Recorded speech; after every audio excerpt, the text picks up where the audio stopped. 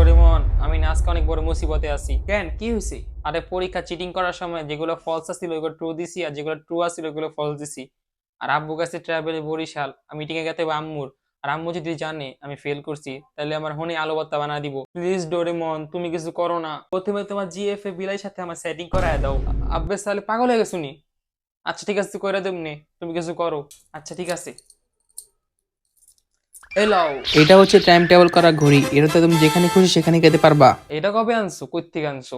এটা আমি ইউএস থেকে আনছি, কিন্তু হেনে দি লেখা মেড ইন চায়না। ও, দেখা ফেলাইছো? আচ্ছা ঠিক আছে।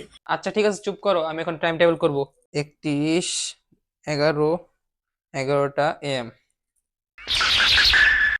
কিরে, সবকিছু মন কালা কে? আরে তুমি কে? তুমি তো পুরো সেম টু সেম আমার মতো। আমি তোমার ভবিষ্যৎ ভার্সন।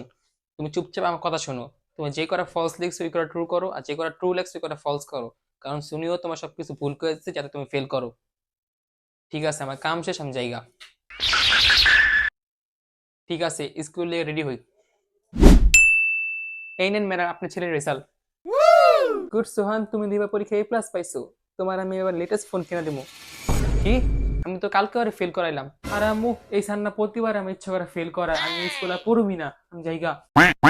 না, আমার ছেলের আমি স্কুল আর পড়াবো না, চলো সোহান। আরে আরে আরে, শুনে শুনে শুনে, না আমি আপনার কোনো কথা শুনুম না।